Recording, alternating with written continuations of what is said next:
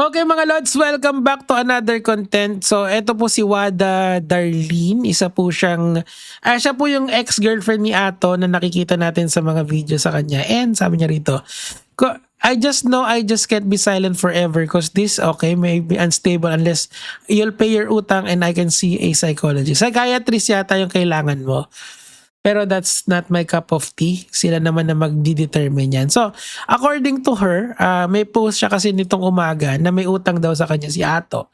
Sabi niya dito ganun, good morning but not so good. May mga lumitaw na pinagkakautangan mo. Paano pa ako? Asa na yung babayaran ako niyan? Di lang pala ako. So, marami daw utang allegedly si Ato rito. So, paano natin nalaman si Ato? Well, nag-backread ako and magba-backread din kayo. Kasama ako.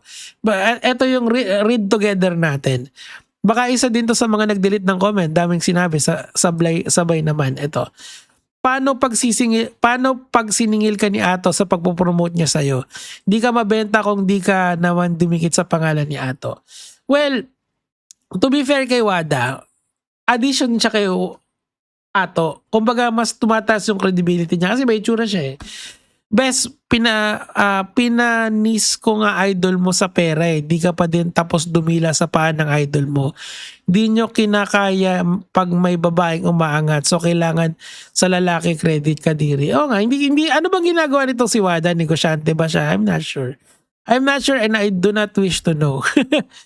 Ito, so dito sa ano na to, may ginagawa yata siyang iba eh. Is she like a seller? Or I don't know kung anong ginagawa niya. Pero, well and good naman talaga na because of his addition doon sa, shiner niya yung beef Milanesa daw. Si Sadaw na umiyak kay Ato, tapos si Ato umiiyak naman kay Wada. So, panalo babae. Congratulations, palakpakan yan. Ito, tingnan natin to. Ano ba to? Okay, picture lang naman yan eh. Tingnan natin dito. Wala siyang sinabi. Pero dito sa iba meron eh. Ito, tingnan natin to. Dito sa ganito. Ito, since biglang na-hide ipin natin para hindi nakakahiya yung throw ng shade sa akin. Ito. Sabi nito, lakas mo das pumudribs sabi sa kabila. Okay, puro sangge. Why not? Because it's my money. I even paid for your idol's lifetime for 3 years. What a revelation, mga lods. Anong mo sa kanya? Also, pakisabi, I won't forget the money that's been stolen from me. Kung ganyan naman pala na may nakawan ng pera, wag ka nang dumiretso sa Tulfo. Demanda mo na lang. Para maghimas rehas, 'di ba? Doon siya magpaka-alpha. Sino pa alagad ng toxic community niya? Ready naman ako sa resibo ko. Walang kapagod-pagod mag-reply sa inyo. Wala pala kayo eh. Eto. Paano mo naging pera siya nagtatrabaho? Sino ba 'to? Lakas mo daw kasi kumain kaya payat na hinahanap niya. Hindi naman mataba si Wada eh. Itong mga siraulo na to talaga. Tingnan natin. Ito yung mga resibo. So, ano to? 10,000. Nakikita ko puro 5 digits. So, more or less kung nasa 100,000 to or maybe even more. Wow. Ito pala yung mabait lang ako pero hindi ako tanga ng onte. So, ito yung allegedly pagkakautang ni Ato dun sa EA. Now, wow. Ako, masasabi ko sa lahat, never ako nagkautang sa lahat ng naging ex ko. Diyos ko Lord. ayokong nagkakautang sa kahit kanino. Sa bangko, pwede pa. Pero sa ganito, no way. I kept this a secret since last year para sana makabangon pa idol nyo at makapagbayad kaso di na nagbago. aray ko Lord. Alpha shit pa din at basura tingin sa babae at higit sa lahat kupal sa akin. Di Merry Christmas. Tagal pa Christmas. Pinerahan at ginamit ako. Asan ng pera? Akin na papatherapy ako ng malala sa trauma ko. Ayun naman pala. Eto, sino ba tong Miggy Rax na to? Ano ka ba? Sim ka ba ni Ato? Budya. Papakit lang para mapapansin, paniwala naman agad, tanga ka. Eh, may ano siya, may resibo siya eh. Pero again, this is not conclusive of an evidence, legal evidence. So, I would suggest kay Wada, kaysa sabi niya kasi dito, gusto niya magpa-Toolflix. Kung may malaking utang sa yung tao, kasuhan mo na lang. I think magagana naman yun. Okay, oo nga pala, sabi niya, sulsulera yung mga kaibigan ko, asan sila? Di nga sila nakikicomment dito eh kasi walang paki sa taong yan. They just let me fight my battle at di nakikialam sa decision ko. Mr. Alpha Shit. Alpha Shit ka pala eh. Yan yung delikado eh kapag yung image mo eh matikas sa internet tapos babardagulin ka ng babae. Just so you know, lahat ng ginagawa kong desisyon ko yun gamit ng frontal lobe ko. So she's using her critical thinking. Gagamitin ko sa'yo, pa-30 ka na, mid-20s lang ako. Laka pala eh. Tamang delete na sila, lahat pinagbibigyan ng bugay. Delete kayo dyan. Naghahanap na sa akin yung custody, ako nag-afford ng lifestyle ng high maintenance na baby. Eto pa pala si Ato eh. Ay, hindi, aso pala yan. Ay, nako. Lakas mo, pumudri. Ay, ito yung sinagot niya eh. Diba? Yun naman pala, yari ka Ato. Ito, bagay na bagay. Yun naman pala Ato eh. Bakit naman ganun? Umuutang ka sa EA. Dapat pera niya. Ito, nag-comment ako sa TikTok post nila sa FB. Wait natin sagot niya. Hindi naman yata nakikisagot na si Ato eh. Parang dinededman niya lang eh. Ato, mukhang masisira ka rito.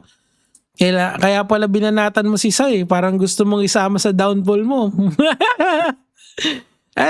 Pag umabot ka na sa Nico David numbers, yung mababa talaga. Tapos nagsusurvive ka pa rin parang ako, doon ako bibilip sa'yo.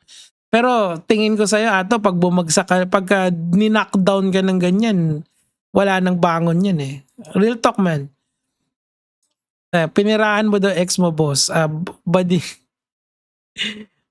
Ang hirap mo niyan ipagtanggol, may screenshot si Wadeng. Again, just to be fair, that is not conclusive of evidence. It's just conclusion na merong screenshot. We don't know kasi kailangan natin i-vet lahat ng screenshot na yan. Na talagang may usapan na utang yon, hindi bigay. Kasi pag binigay, hindi mo na pwede. Like, pag binigyan kita ng 1,000, sa'yo na yon. Ito sabi ni Arthur J. Ogayon. Pucha, new Facebook profile. Latang Smurf.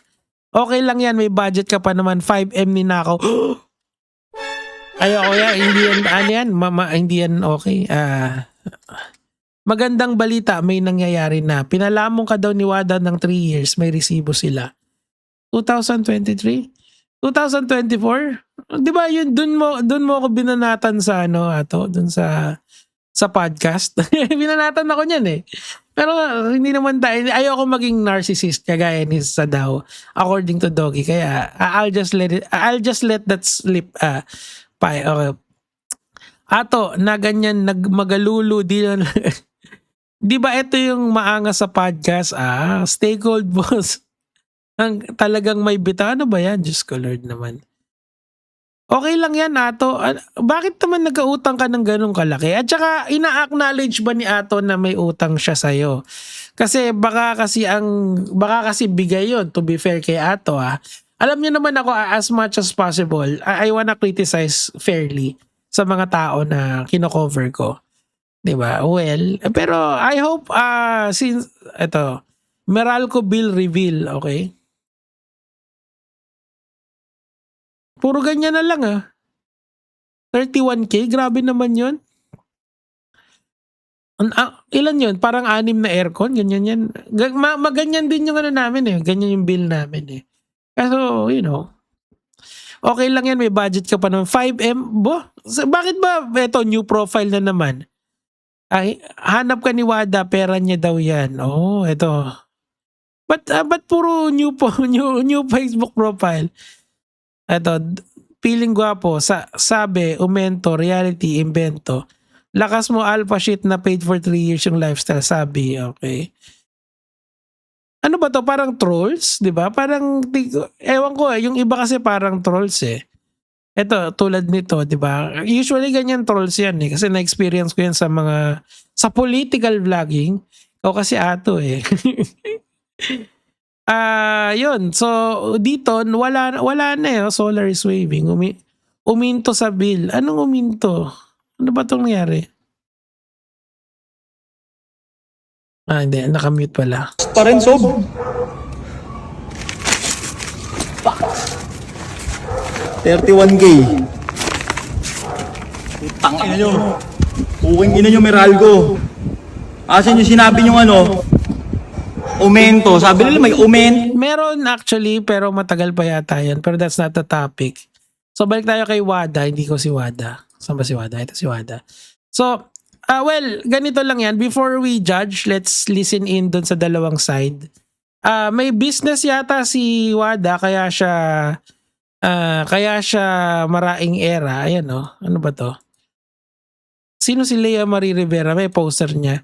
So baka yun yung ibig niyang sabihin. I'm not sure kasi ito, profile beauty and cosmetics care. Baka sa TG niya, IG niya, meron siyang may negosyo siya, di ba? I'm not sure. Pero ang point dito kasi, the allegation has to be proven first. Hindi naman dito sa internet yan ipoprove. So, kung ako kay Wada, kung may ganyang kalaking utang sa'yo si Ato, you have to go to court. Wag na rito sa internet. Wala kang mapapala rito. Pahiyaan lang. And ending, pwede ka pang balikan, di ba? And ang kikita lang naman dyan kami. Gaya mga lods.